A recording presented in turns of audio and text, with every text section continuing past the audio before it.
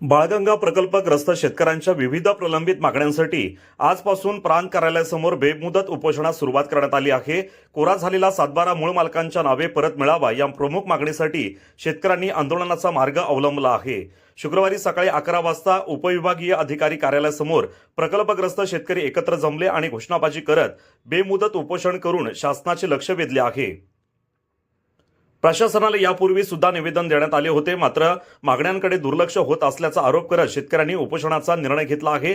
या उपोषणाला महाराष्ट्र राज्य काँग्रेस कमिटी प्रदेशाध्यक्ष हर्षवर्धन सपकाळ, शेकाप राष्ट्रवादी राज्य खजिनदार अतुल म्हात्रे, पेण तालुका अध्यक्ष अशोक मोकल, महासचिव संघटक काँग्रेस नंदा म्हात्रे, श्रुती म्हात्रे, महिला जिल्हा उपाध्यक्ष काँग्रेस राणी अग्रवाल यांनी उपोषणस्थळी भेट देऊन पाठिंबा दर्शविला आहे। बालगंगा धरण प्रकल्पासाठी सन 2010 पासून जमिनी संपादित करण्यात आल्या। या प्रकल्पामुळे पेण तालुक्यातील 9 गावे व 13 आदिवासी वाड्यांमधील सुमारे 3800हून अधिक कुटुंब बाधित झाली आहेत। एकूण 1240 हेक्टर जमीन संपादित करण्यात आली होती। न्याय, नुकसान भरपाई व पारदर्शकतेचा हक्क अधिनियम 2013 मधील कलम 101 नुसार 5 वर्षात वापरात न आलेली संपादित जमीन मूळ मालकांना परत देण्याची तरतूद आहे। बालगंगा प्रकल्पासाठी संपादित केलेल्या जमिनीला 16 वर्ष पूर्ण झाली असून अनेक जमिनीचे सातबारे उतारे कोरे झाले आहेत। त्यामुळे संबंधित जमीन पुन्हा शेतकऱ्यांच्या नावे करण्यात यावी अशी मागणी आंदोलनकर्त्यांनी केली आहे। जोपर्यंत मागण्या पूर्ण होत नाहीत तोपर्यंत उपोषण सुरूच ठेवणार असल्याचा इशारा प्रकल्पग्रस्तांनी दिला आहे। कोर्टाचा आदेश आहे, स्वयंस्पष्ट स्वरूपाचे आदेश आहे। आधी पुनर्वसन मग धरण ही असणारी एक भूमिका आहे। मात्र भांडवलदारांच्या आणि जमीन भूमाफियांच्या दबावामध्ये या ठिकाणी संविधानाची पायमल्ली सुरू आहे आणि जे पुनर्वसनाचे जे नियम आहे हे सर्व डावलून या ठिकाणी जे होत आहे हे बघत असताना आपण भारतात राहतो का तालिबानमध्ये राहतो अशा प्रकारचा एक प्रश्न स्वाभाविक स्वरूपामध्ये इथे आल्यानंतर हा उपस्थित होणं स्वाभाविक आहे।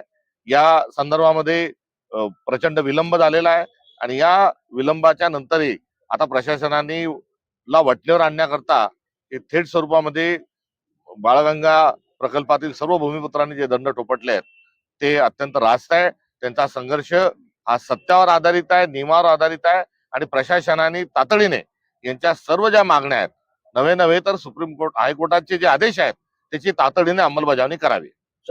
मंत्री, विधानसभेचे अध्यक्ष, अधिकारी हे इथल्या भूमिपुत्रांच्या जमिनी स्वतःच्या नावावर करून घेण्याचा सपाटा लावलाय, तर दुसरीकडे नियमामध्ये नसणाऱ्या गोष्टी या दबाव आणून त्या ठिकाणी टावर उभारण्याच्या अनुषंगाने किंवा व्यवहार मोठ्या प्रमाणावर होत आहे। तात्पर्य तिसऱ्या मुंबई ही भांडवलदारांसाठी, तिसरी मुंबई ही भूमाफियांसाठी आहे आणि इथला जो भूमिपुत्र आहे या भूमिपुत्राला या ठिकाणून बेदखल करत असताना त्याच्या जीवावर त्याचा गळा घोटून जे चाललेला हा जो विकास आहे हा अजिबात सहन करून घेतला जाणार नाही आणि या संपूर्ण भूलभुलैयाचा हा जो चकवा लागलाय, हा तिसऱ्या मुंबईचा चकवा जो भूमिपुत्रांना लागलाय याचा पर्दाफाश केल्याशिवाय आम्ही राहणार नाही। या बालगंगा धरण हा गेल्या 16 वर्षापासून या प्रकल्पाचं काम सुरू आहे आणि जुन्या कायद्यानुसार या जमिनी संपादित केलेल्या आहेत। परंतु आता आलेला जो नवीन कायदा आहे, भूमी संपादन कायदा 2013, तो कायद्याचा कलम 101 सांगतोय की ज्या उद्देशासाठी जमिनी संपादित केलेली आहे ती जमीन जर त्या प्रकल्पासाठी 5 वर्षाच्या कालावधीत जर वापरली नाही तर त्या शेतकऱ्याला, मूळ मालकाला किंवा त्यांच्या वारसदारांना ती परत द्यावी लागते। बालगंगा प्रकल्पग्रस्तांच्या जमिनी संपादित करून 16 वर्ष पूर्ण झालेले आहेत आणि प्रकल्प अजून झालेलाच नाहीये। त्यामुळे आमचं म्हणणं आहे की आमच्या जमिनी ही ऑटोमॅटिक आमच्याकडे परत आलेल्या आहेत। त्यामुळे आमचा कोरा झालेला जमीनचा सातबारा हा आम्हाला परत मिळाला पाहिजे।